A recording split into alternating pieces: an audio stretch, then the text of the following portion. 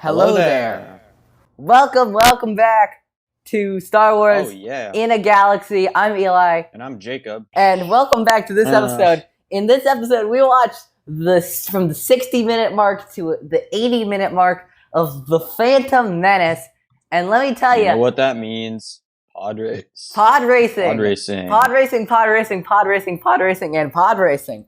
Man, I forgot how long it was. Yeah, it was really long around scene. half of our, we watched 20 minutes every week. Yeah. It was half of our time. It was just like a 10-minute pod race scene with barely any dialogue. And what dialogue there was? It was like I took more notes. So we, Diego and I think both take notes before on the segment we're watching before. I had more notes about the last 5 minutes than about the first 10. That's scary. Which were the last 5 minutes again? The last 5 minutes was with the freeing of Anakin and the duel with Maul. I had more notes from that, which took a combination of about 5 or 6 minutes, than the 10-minute pod race. That's scary. Yeah. That's funny. But I guess let's just jump into it, because there is some stuff with the pod race. Yeah, for sure. First of all, we get Star Wars veteran, his first appearance. Who do we got? We got Warwick Davis. Oh yeah, Warwick Davis. He's one of He's like hanging out with Watto, right? Yeah, he's this guy named Weasel. He's this guy named Wicket, right? He plays Wicket, but all of Warwick Davis's characters, by the way, in Star Wars start with names start with the letter W. It's funny because Wicket's last name is technically Warwick, which kind of makes no sense. Actually, it's Wicket W. Warwick. Yeah, Wicket W. Warwick. No, but he plays Weasel. That is the most Wicket Weasel comic book thing I've ever heard. Wicket W. Warwick. No, there's Wicket, there's Weasel, there's Wallivin from The Force Awakens. He plays someone in The Force Awakens. I did not know that. Yes, it's future Eli. I was looking up all of the Star Wars roles that Warwick Davis has played. Of course, we have Wicket in Return of the Jedi, Ewoks: The Battle for Endor, and Caravan of Courage and Ewok Adventure.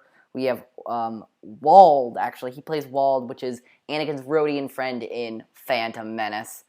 Weasel, of course. He actually doubles for Yoda in Phantom Menace, but doesn't count for me because it's Yoda was originally puppeteered and voiced again from CGI by Frank Oz, so it's not an original role.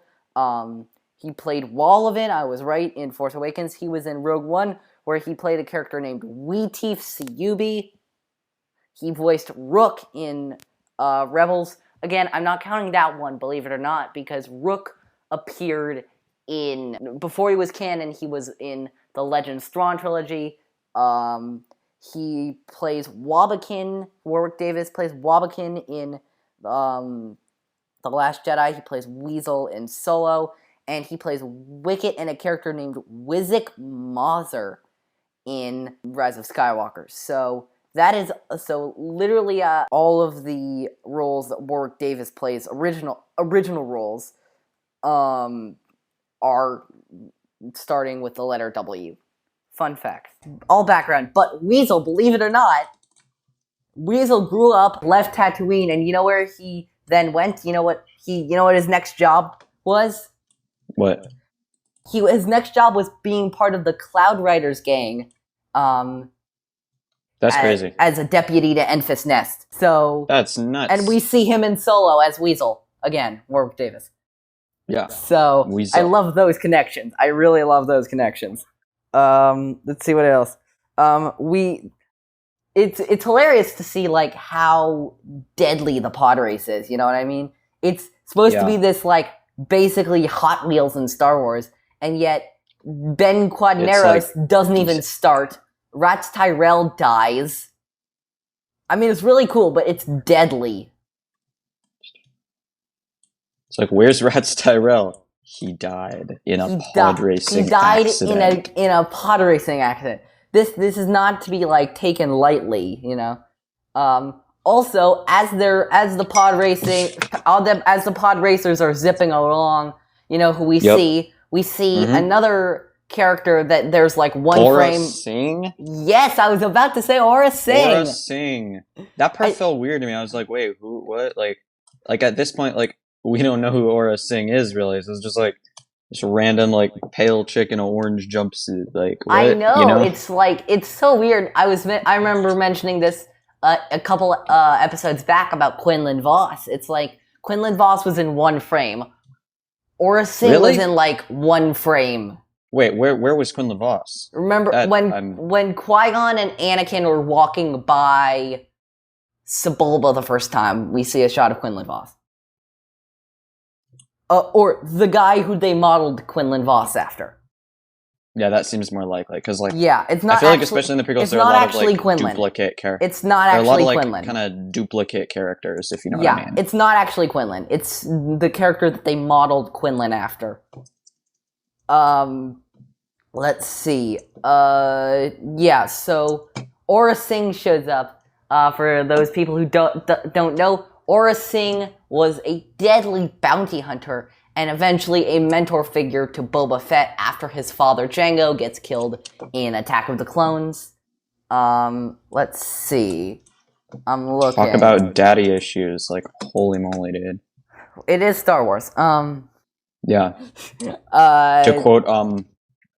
To quote another great sitcom that I think sums up the Boba Fett issue perfectly. How can I have daddy issues if I don't even have a daddy? That's it. That's the ticker right there. Let's see. Also, that is the kicker. Anakin and the other pod racers get a little thorn in their side from figures that are maybe as iconic or almost as iconic as Stormtroopers or Boba Fett himself. Tusken Raiders. Tusken Raiders. By the way, let me ask you a question. Here we go. This is where my logistical part of Phantom Menace analysis comes in. So Tusken Raiders are just allowed to be on the track sniping pod racers. The Hutts know? Do the Hutts know? I bet they do. I bet they're just like, oh well, they just don't want to. If they die, they're just die. Like, oh well, if they, yeah, exactly. It's part of the spectacle. Remember, the Hutts are shrewd. The Hutts are like shrewd business people. Remember? Yes. It just seems like it's really like that makes me think of oh gosh, in Clone Wars, whenever Hondo Ohnaka's like my business associate. This is my business associate. Yeah, but like, it is. What is that like? What is that supposed to be a euphemism for? He says it so like spuriously. It's like business associate. Also, let's see. Yeah, we only have one Phantom Menace meme in this entire 20-minute segment, which made me sad. But we did get one. Jacob, unveil our meme, please. Oh. Is it the I don't care what galaxy you're from, that's got to hurt. Yep, it is. It that? It is. I don't care what galaxy you're from, that's got to hurt. It's just such a funny but like iconic for like the wrong reason kind of thing. Yeah. Also, I think we need a new term. Here we go. This is called droid-splaining. Droid-splaining? What is droid-splaining? Is it like explaining something to a droid? No, it's a droid explaining something. It's the other way around. Oh. It's like when exposition is needed to be given, and so they give it to a droid. Exposition, droidsposition. Droidsposition. I'm changing it from droid-splaining to droidsposition. And I think 3PO, 3PO does it in the pod race, and he's like, he's only completed one lap. That part felt so that part felt so gratuitous. The whole Should we pod move into race, things we disliked? Because I have quite a few. the pod race is a mixed bag for me. There's some parts that are absolutely breathtaking.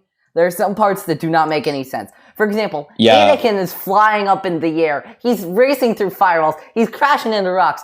And he retains such a calm demeanor through it. It does not make sense. Yeah.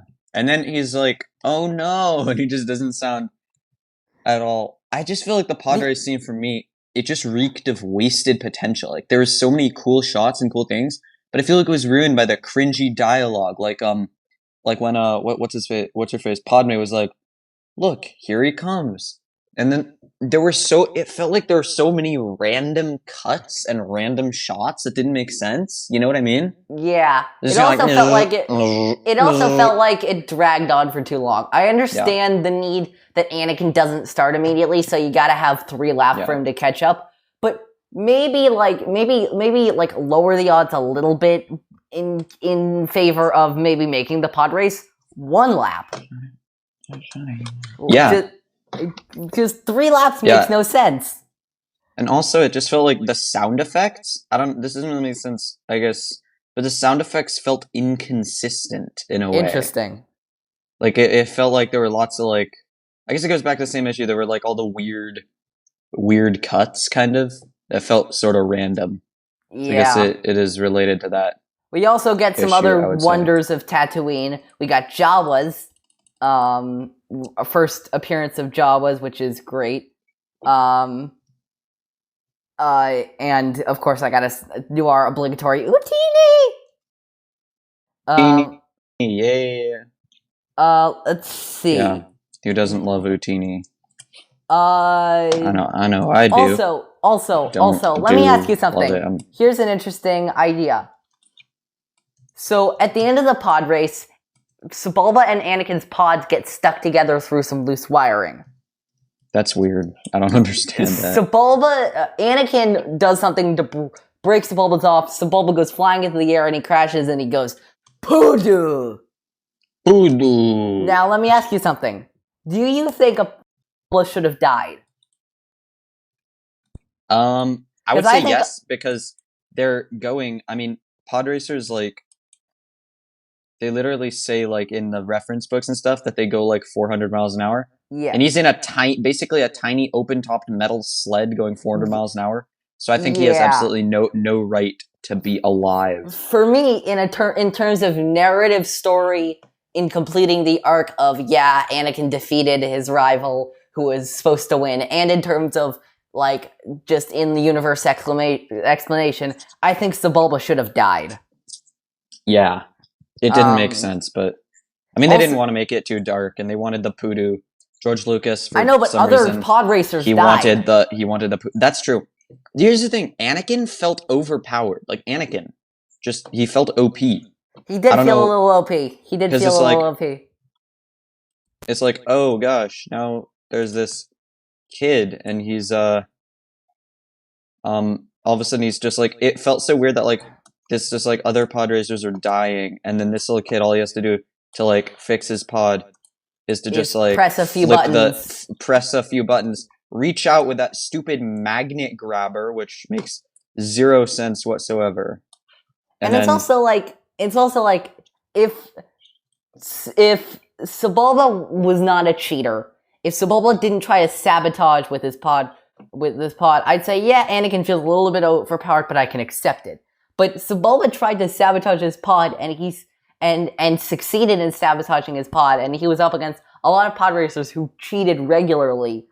And the fact that he won without cheating at all feels extremely out of place. I know he's supposed to be a prodigy, but you could show that other ways. I know he's supposed to be a prodigy, but it just doesn't feel right. It doesn't make sense. It feels out of whack and wrong to me. It does. Not the fact that he won, but just the way that he won, where, like, he just, like, instantly got out of all these situations where he got rammed by Sebulba multiple times, and when other people got rammed, they just, like, they just kind of got wiped off the face of the earth. And then when he got rammed, like, nothing bad happened. Then, like, when someone else's engines didn't work, their entire pod racer flew apart. Well, Anakin had special armor on. He just had special armor. Yep. I see what you did there. I was like, what armor are you talking about, bro? Plot armor. The most powerful armor of all. Anyway, so Anakin wins the race. Qui-Gon is talking to Anakin and Shmi, and he says one of Qui-Gon's, I think, most famous lines, "Nothing happens by accident." And it reminded me of "Nothing happens by accident." It reminds me of Obi-Wan's 30 years later saying, "In my experience, there's no such thing as luck." And it's kind of nice to see that Obi-Wan has taken a little bit of Qui-Gon in him when he's teaching Luke 30 years later. Yeah, he's like... Qui-Gon and Anakin from the podrace win got a lot of money, right? Here's a thought, okay? And they also sold the pod, right? Jacob? Yeah, they sold the pod. Okay, let's think about this, okay? What if you use the money from the pod selling to buy Anakin's his mother mom out of slavery? Yeah. Nope. Nope. She gets snubbed. She's still sitting on Tatooine. She gets snubbed. Yeah. It's the whole Shmi couldn't go thing is complete. Like, I don't understand that. There are a gajillion different ways, and I know they tried to cover it up in the book Queen's Shadow by saying that Padme tried to go back to Tatooine and free Anakin's mother, but she couldn't find her because she had already been sold to Klieg Lars. But that's just kind of dumb, man. That's just kind of dumb. Dude. Yeah. And then we get to maybe the best part, in my opinion at least, of the 20 minutes that we watched. Qui-Gon and Anakin are running back to the ship. Anakin, drop. See, I Who think catches up to them?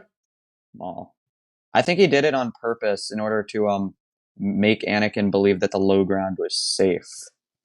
We're gonna go there. I knew you were gonna go there too. Anyway, so here's the thing. Whenever there is a lightsaber duel from now on, or like any lightsaber activation right now, I'm gonna have a term for that, okay? I'm gonna go saber check. So we are having an official saber check. And what that means is we are going to... So Jacob and I, we know a lot about lightsaber dueling and the aspect of like... Saber check, Anakin! Yep. Yeah. So we know a lot about lightsaber... Saber check. So we know a lot about lightsaber dueling, and Is that like a wave check? I don't know, but we know a lot about lightsaber dueling, and we're gonna give in this episode a quick overview of how lightsaber dueling in universe actually works. So Jacob, let me ask you something. How many forms of lightsaber dueling are there?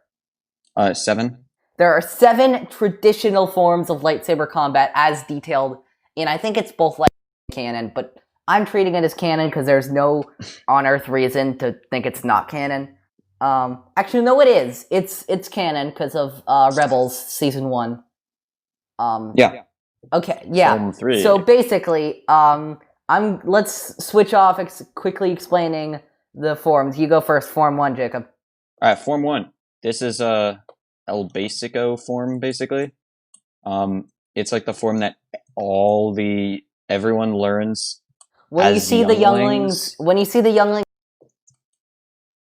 they're doing they're doing Form 1 cadences and stuff like that. Yeah, they are. Okay, go ahead. Keep going with Form 1. Yeah. That was it. Yeah, Kit Fisto is like someone who uses Form 1 though. Yeah, he's supposed to be like the master of Form 1, which is also called Shicho.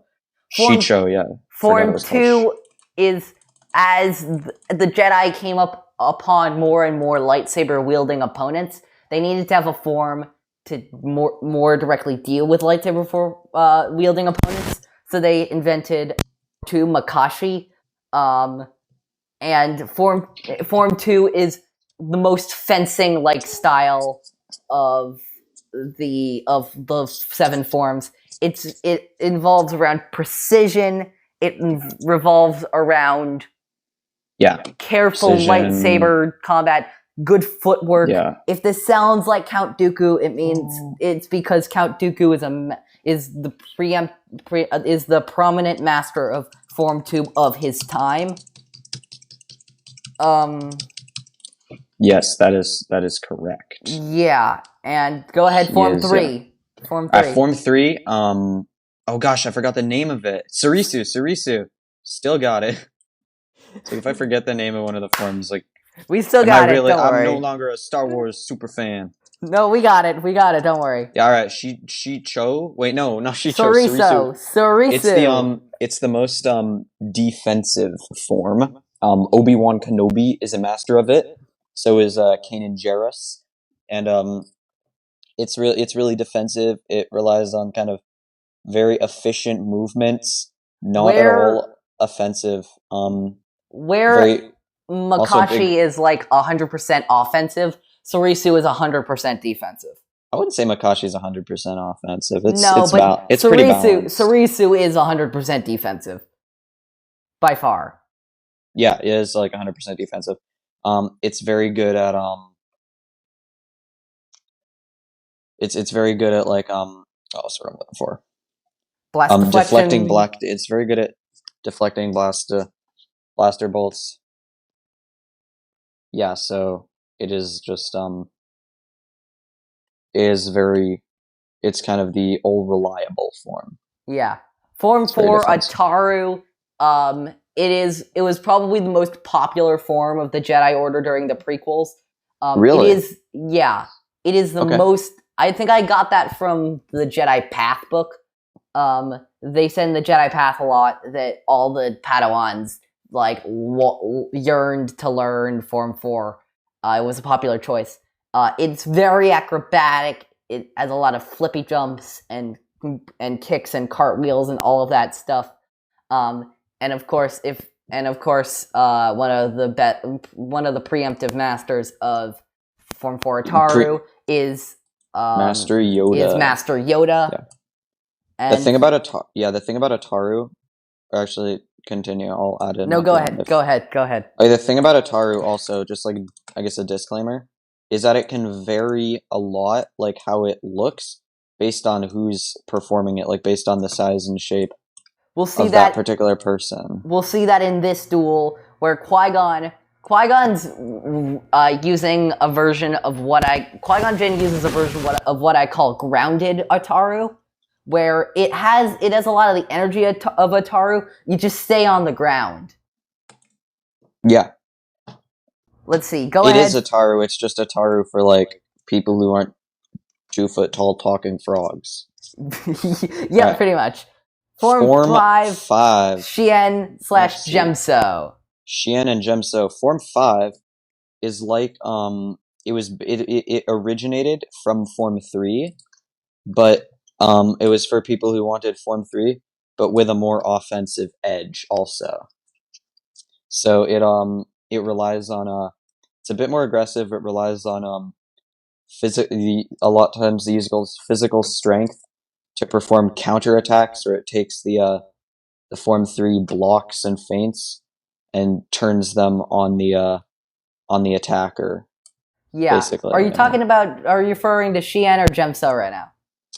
I think I'm referring to Gemso, because I know that one of them is specifically more for deflecting blaster bolts back at the opponent. That's Xian. That's Xian. Alright then, Xian. Alright, so Gemso, yeah.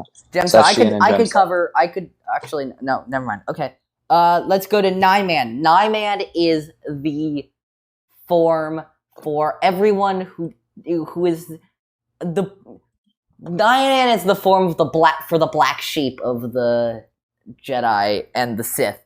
If you don't like wielding single-bladed lightsabers, if you're more a Force person, or if you're more a double-bladed lightsaber person, Nine-Man is your key. Nine-Man is a mix of forms 1, 3, 4, and 5, and also focuses on chaining Force-based attacks into your lightsaber sequences. It's also a gateway to sort of knockoff form of lightsaber combat called Jarkai dual blade fencing, which deals with dual blade fencing, which is like a lightsaber form for dealing with wielding multiple lightsabers at once, or wielding a double-bladed lightsaber. Ooh. We forgot to mention Masters of Form 5, so we'll do Form 5 and Form 6. Masters of Form 5? I was going to go with Anakin. I don't know any Anakin and Luke, I think. I was gonna go with Anakin and Vader, really. Anakin, Vader, Luke. Vader kind of switched up his style a little bit once he became, Vader has a weird hybrid style, but it's still kind of based off of Form 5. Form 6 is most famously used. I name any double-bladed or dual lightsaber user, Ventress, Maul, I think double-bladed also is... Galen Merrick. Double-bladed also... those sort of things. Yeah. Well, I think double-bladed can also be like, Form 7. Okay, yeah, sure. We'll get to Form 7 when we get to Form 7, which is about Darth Maul right is now. Definitely not like Form 6, I would say. He uses Form 6 for like the dual-bladed capacity of it, but he uses Form 6 with a Form 7 edge. But Form 7 is like Form 7 is the Slytherin of lightsaber forms. Because it's what all the bad guys use. Be aggressive, be aggressive. It's it's very aggression based. It's about but there's Juyo and Vapad. We'll talk I'll take about Juyo and Juyo then you explain Vapad. So basically Juyo is like the regular Form 7. So it's like using all your rage to create like a furnace inside of you and then just kind of go ham, Yeah, it's what most Sith use. Sidious, small, yeah, totally. Yeah. There's a quote about Vapad. Vapad is not a fighting style, it's a state of mind. Which is very true. Vapad is not your normal lightsaber form. It's not you perform these katas, these cuts a certain way, and you win. Vapad is a state of mind that light side users who are influenced heavily by the dark side but do not fall necessarily use. The most prominent one of those being, of course, Mace Windu. Vapad uses a series of cuts and katas and all of those like lightsaber cadences with a combination of a certain mindset, and Mace Windu also applied it with something he called the superconducting loop, which repeatedly like flows dark energy through your body but doesn't actually touch it. To yourself, it's a very complicated state of mind, and you don't see it a lot in canon or legends used by anyone other than Mace Windu. Vapad is Juyo for Mace Windu. That's the most way to describe it. So, Jacob, let's go look up right now the Maul and Qui-Gon fight on YouTube. And you know the option to change the speed of it? Yeah. Change the speed to about 0.25 speed. And then Maul does a flippy jump in the air. That's pretty great. And then he crashes down. Qui-Gon strikes at him again. And so here's what we're seeing a lot of what I call the grounded Ataru style right there, where Qui-Gon's very energetic. He uses his body a lot to chain his lightsaber attacks, but he never actually leaves the ground. Maul, on the other hand, he wants to keep his double-bladed lightsaber sequence, so he just kind of hacks at Qui-Gon, honestly. Any other analysis to add? No, not really. I think it's a pretty quick one. It's a pretty quick one. There's not a lot. It's cool, I think, from a filmmaking perspective. I don't know if filmmaking's the right word, but like, it's cool that they like keep it a secret till the very end. Yeah, it's a good choice from a story perspective, I think. Yeah, I like, there's a lot I like about this duel. It's interesting. It's energetic. It's the first, the originals, especially at the beginning, A New Hope, even some of Empire stuff, was quite a bit clunky and slow. This automatically improves the pacing of it. It's quick. It's energetic. It does feel a little bit choreographed. Yeah, I was gonna say it feels a little bit over choreographed, but but not actually overly so. It doesn't feel compared to some other prequel fights. I don't think it feels choreographed. But Jacob, just like we rate all of our all the movies and media we watch out of 10, I'd like to start ranking the lightsaber duels out of 10. So what do you think, out of 10, what is this lightsaber duel for you? I would say it is like a 7 out of 10. 6 out of 10. Like, it's solid. Nothing special, but, like, it's... Yeah, I'm going with 6 or 6.5 out of 10. Yeah, I'd go with something like that. I agree. Yeah. Yeah, I think that's really it for this episode, other than one other thing. Anakin gets on the ship and meets Obi-Wan, and thus a beautiful-ish friendship is born. I say ish because of, because of the Vader stuff. But, Yeah, well, that comes later. Up until Vader, it was pretty damn good. Up until Vader, it was pretty damn good, yeah. I agree. And that is going to be it for this episode of In a Galaxy. We will be back next week watching from the 80th to 100th minute of Phantom Menace. In the meantime, let me tell you, lovely people, what you can do. You can subscribe to us on Anchor, on Spotify, Radio Public, Breaker, Google Podcasts, all of that beautiful stuff. Healthcare.gov. Follow me on healthcare.gov. Just do it. What else? You can subscribe. You can follow us on Twitter. We are at In a Galaxy Cast. Jacob and I will be posting stuff about stuff we find about Star Wars on Twitter. You can subscribe to our YouTube channel. It's Star Wars in a Galaxy. And on our YouTube channel, watch Star Wars Beyond a Galaxy. Yes. Watch Star Wars Beyond a Galaxy. It is us playing video games, talking about Star Wars. I posted our first episode at the beginning of May. It's just me. It's not going to be both of us. It's going to be me, then Jacob, then me, then Jacob. I got an episode coming up too, so it's going to be a week after that? Actually, our episode is... your episode, by the time we post this, is out. Oh, really? Yep. Oh, amazing. Yep. Amazing. Because this is posted on the Friday, so the Monday past of this Friday is Jacob's first episode playing Galaxy of Heroes 3v3 Grand Arena. I also had an episode at the beginning of May doing Battlefront 2, and so may the Force be with you. May the Force be with you.